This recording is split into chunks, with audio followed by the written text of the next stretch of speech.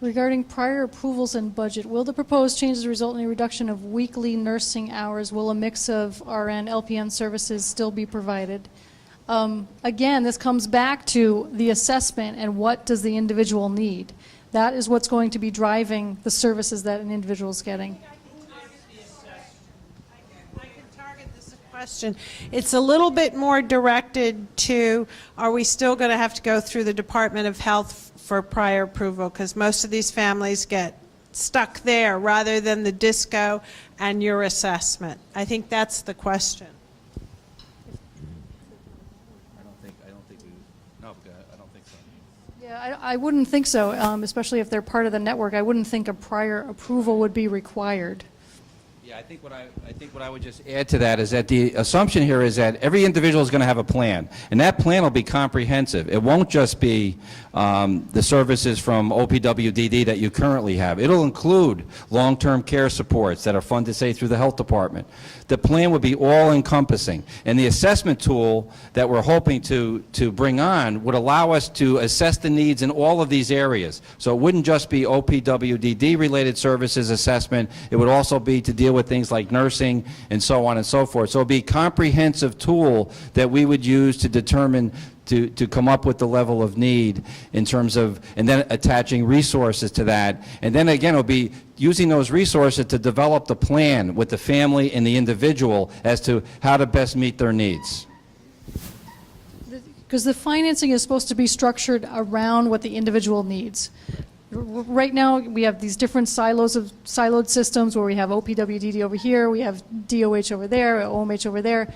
When the federal government asked us for what do your numbers look like in terms of what this might cost overall, we didn't look by service category or agency. We looked at what does the individual need.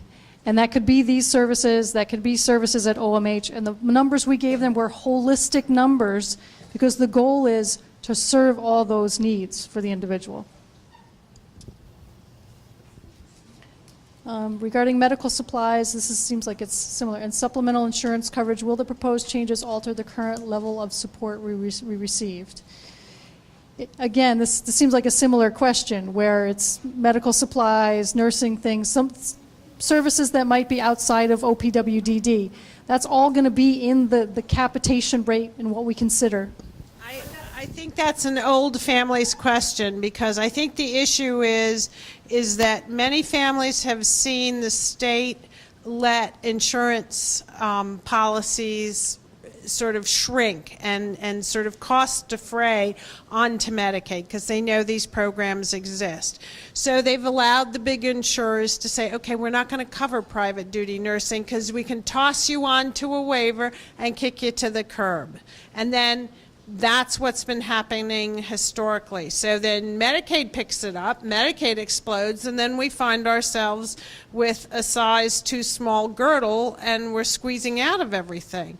So I think what the families are saying, they see their third-party insurance costs go up, their benefits shrink, and the state allows these plans to continue writing plans. And then you find yourself with a budget that looks like my rear end.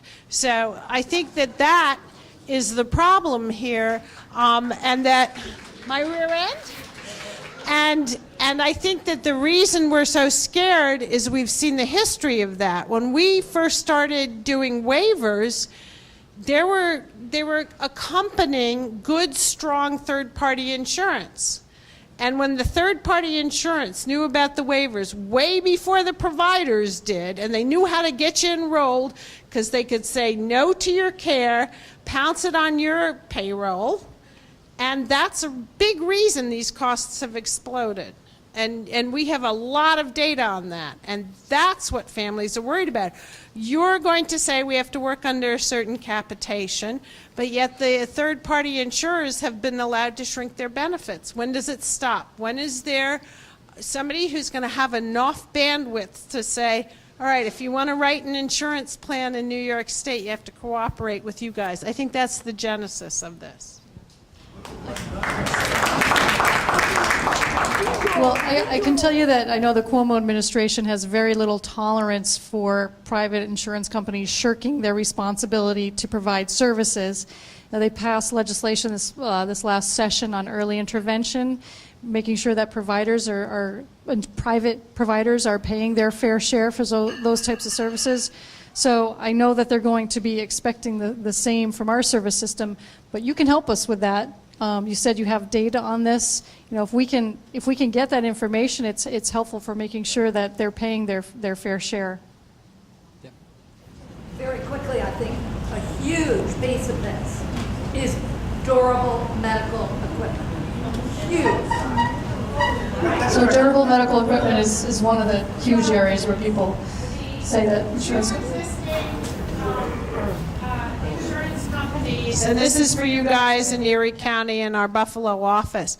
The two existing HMOs, which are the only insurers up there, have shrunk their benefit from unlimited to $1,500. You don't find a custom-made anything for $1,500. So they've cost afraid, and everyone's given them the benediction, and you guys are sitting there worried about the tab, and that's the issue. I know that that's happening because on several of our programs we write budgets. So we see the budgets go from a manageable amount to over the roof because everyone's dumping stuff on you, and you guys are taking it. And we just fill out the paper. So one of the big problems is as much compromising as we're going to have to do here, and we get it. We get that the budget's, way overinflated. How do we stop some of this? So we need your help. We can give you the data, no problem. And you have the data because we've reported it all along. But the problem is that you're going to cap. 1 year someone's going to need a wheelchair. It's going to be a $25,000 piece of equipment. That cap isn't going to hold it. So we're asking, I guess, for the flexibility and help us stop the insurance companies from doing what they're doing. Stop them.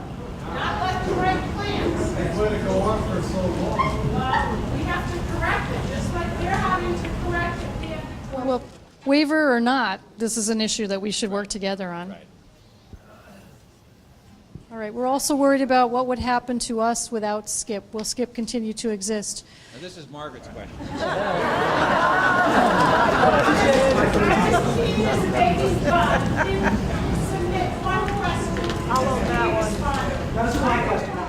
There are definitely going to be the types of services you provide. There's definitely going to be a need for that.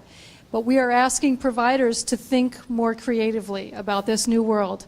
I guess I almost want to put the question back on you is, how do you see yourself working in an environment where we need to provide the full array of services to an individual? What other organizations, what other providers would you partner with that you're not partnering with right now? How?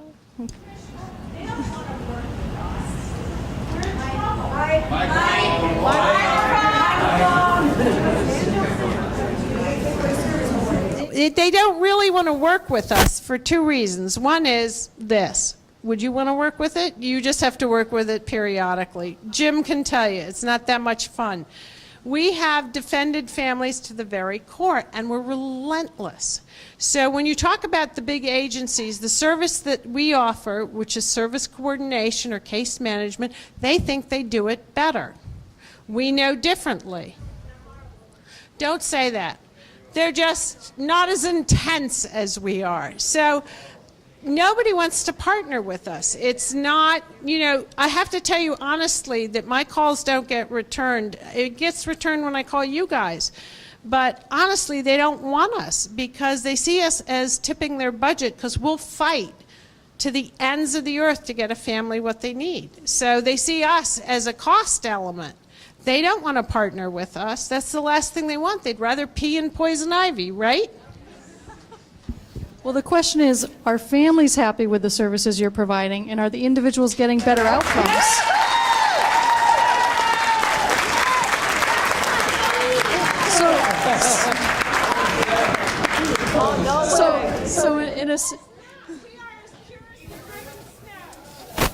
So in a system where there's more transparency and more choice and control on the part of families, I would think that partners providers would want to partner with you. I would also think that in a system that pays for outcomes for individuals, and you're doing a better job of that they would also want to partner with you. There has been so much in the paper about bad things happening at big agencies. Why are we then creating a system of even bigger agencies, and are we creating a system that is too big to fail? We would want the DISCOs to be regionally located. We don't know exactly yet. We've explained this, what they're going to consist of, who's going to be part of that network. What they have to be able to do is be able to show that they can provide the full range of services for an individual. So there's not going to be they're not going to be so big that they're going to be something too big to fail. If they're going to be regionally based in serving individuals, I'm not quite sure how I would see an agency that's too big to fail. I think the one question is, how big do you have to be in order to succeed? And I think that's probably the bigger question as opposed to fail. I think, the issues that we've had, while some focus has been in large agencies, not all, right? Some of what's written about is also about smaller agencies. So to us, it's not about the size of the agency, about what is the agency really doing? What's their performance and what's been their track record? I think that's the thing that the commissioners brought to the table with the agency, is that there's been more transparency around provider performance than we've ever had, right? And we still got to get better with that. Families still don't know what things cost. You're getting a service from a provider. Do you really know how much we're paying them for that support that your son or daughter gets?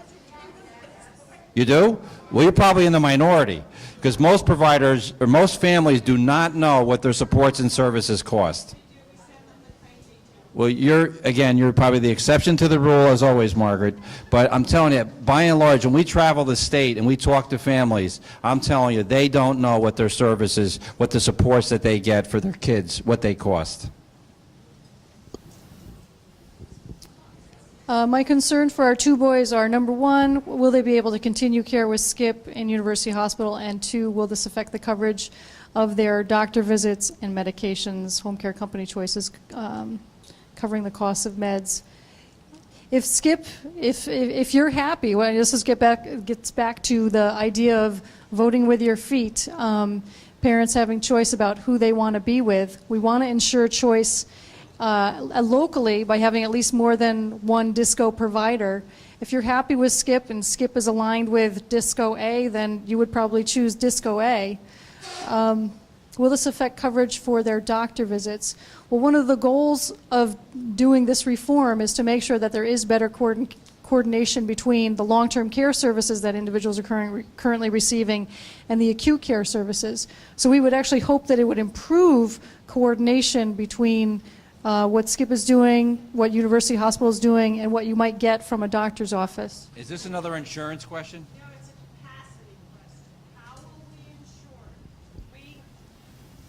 ensure? We are odd ducks. We have a lot of families that use neuro-ophthalmologists, lots of different treatment modalities, because we embrace everyone.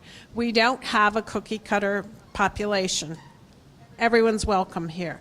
So the fear is that they've developed a relationship with a physician who doesn't particularly like the DISCO, but this person has been with them since the year of the flood. So the anxiety is not only us, but it's also that doctor that took years to know me, that took years to know that when I say my child's ears turn red, they have an infection, someone is listening.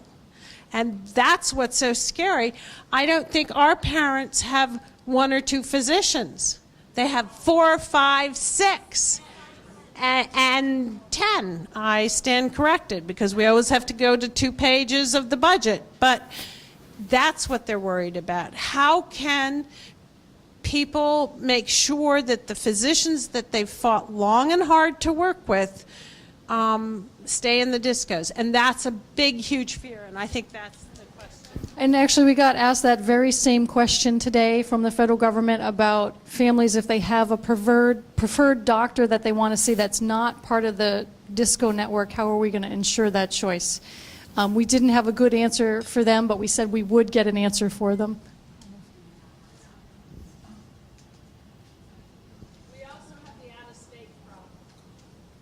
Yeah, out-of-state problem?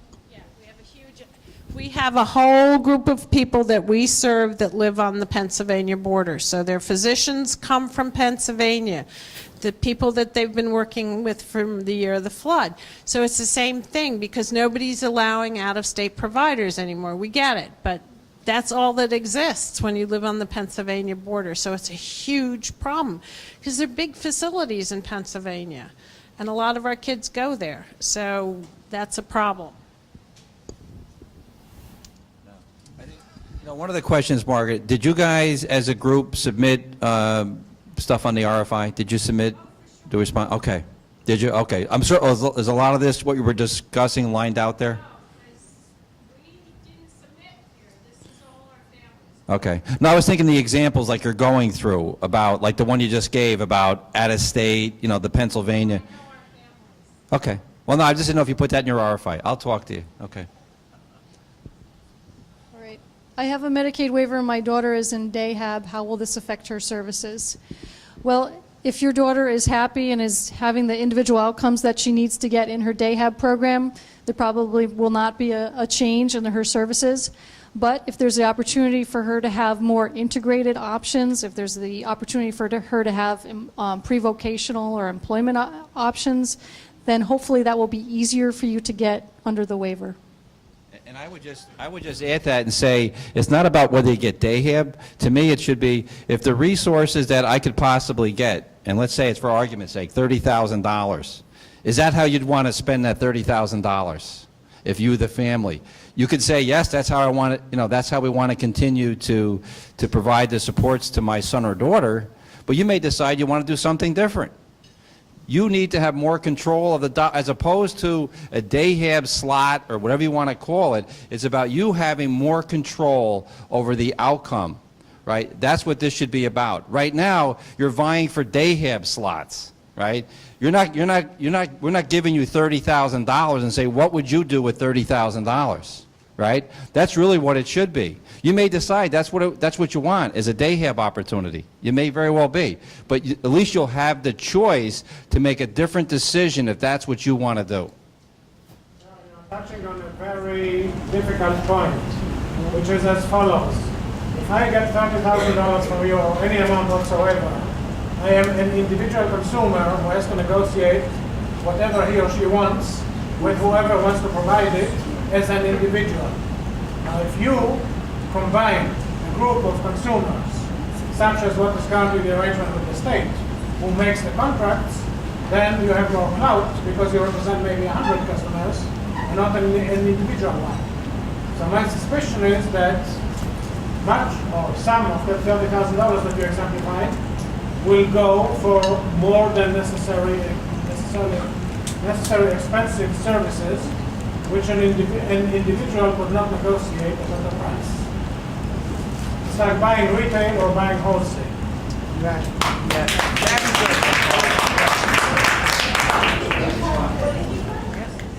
That was way sophisticated for me, so I'm lost. I got the retail versus the wholesale. That part I got. But what you're saying is you think that if you're given a budget, and what they're saying is, with that budget, if you want to buy cabbage, you get to buy cabbage. If you want to buy caviar, you get one taste of caviar. That's what you're saying, right? And what the parents are saying is the disco will be rolling in the hay and the parents will be stuck up the creek. Is that correct? Yes, but what we're saying to the commissioner, if there's one thing that we need to take away from tonight is, we don't want to lose Skip. No, I'm only kidding. Yeah, that's one. That's numero uno. We don't feed you just to hear you.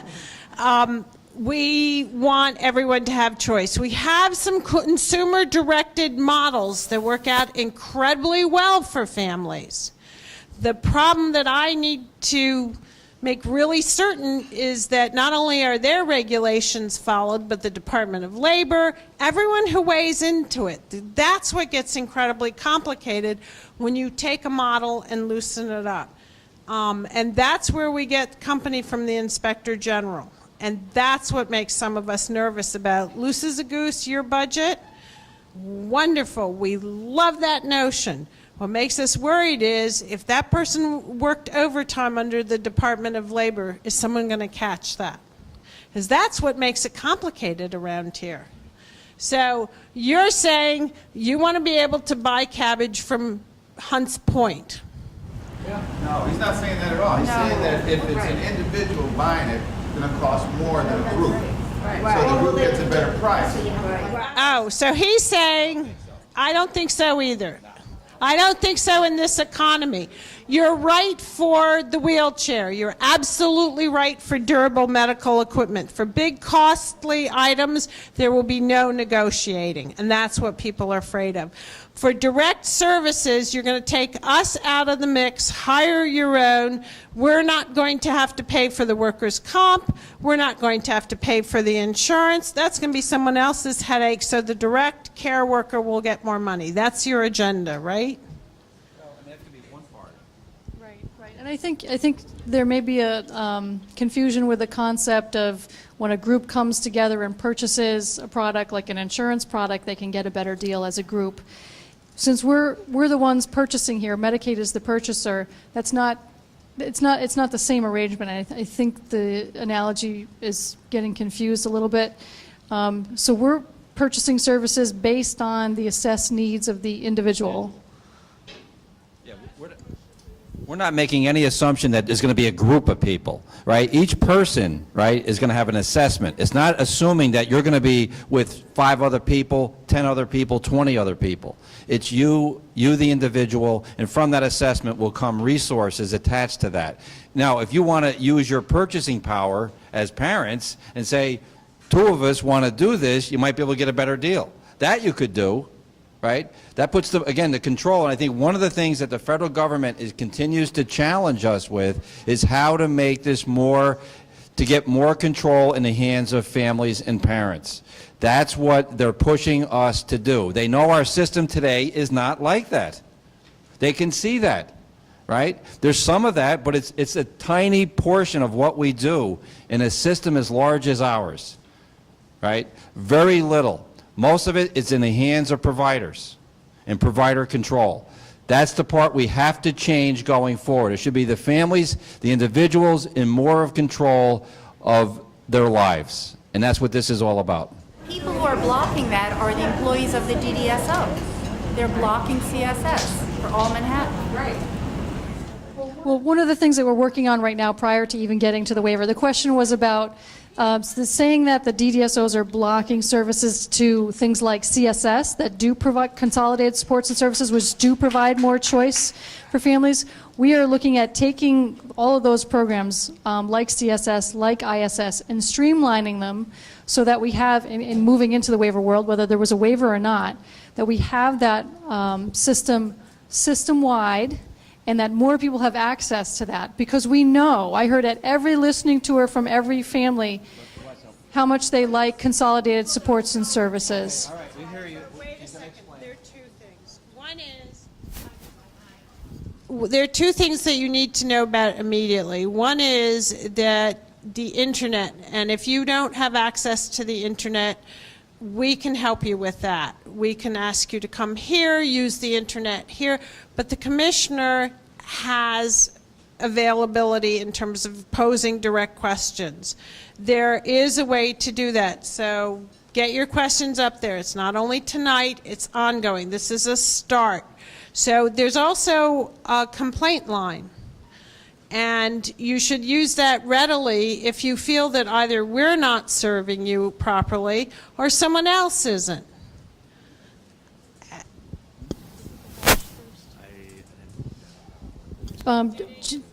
Jill's going to look up the web. We actually have a dedicated email address for questions about the waiver. She's going to look that up. I can't remember if it's people.first or people-first at opwdd.ny.gov. So we'll look that up while we're going through the questions and make that available. It's on Skip's. What if you don't like the services of the disco? Can you get reimbursed for money you spend for qualified care. I believe that this is an option looking at, can somebody, if they don't want to go with a disto, do they have the option to do maybe self-direction or something like that? We got the same question from CMS. We first of all want to ensure that there is a self-direction option within the managed care environment, a person-centered option within the managed care environment. For areas where we don't have enough discos, that would be an option outside of a disco, that you could do that on your own.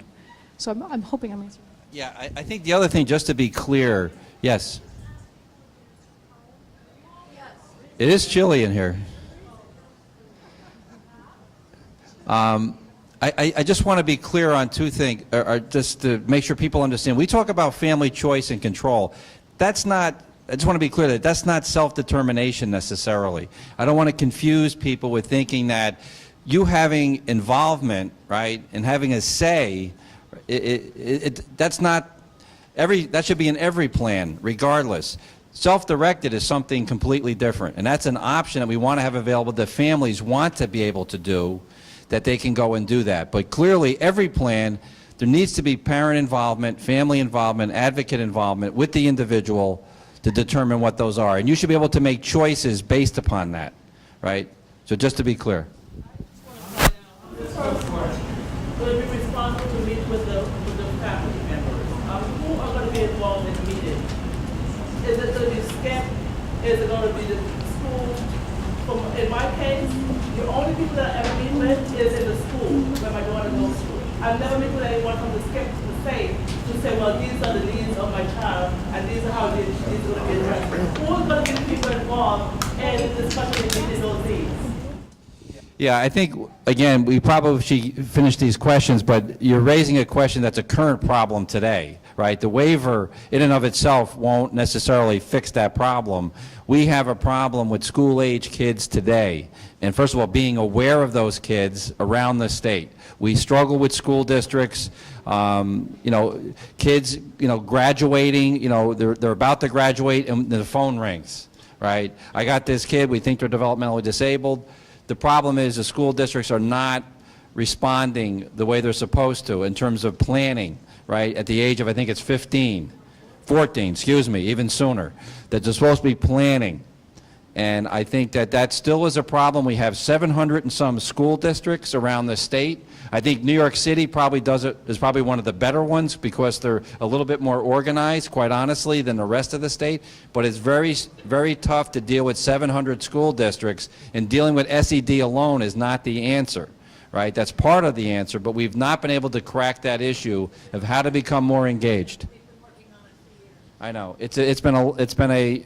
I've been around a long time, and it's been a problem for all of those years. And we have not made the headway we need to make and the inroads we need to make in the school system to get our kids ready, right, prepared for adult life. We have not done a good job with that, as a community. I just wanted to mention that we had the People First web address. It is, in fact, the word people dot first, F-I-R-S-T, at opwdd.ny.gov, as in gov. So people.first at opwdd.ny.gov.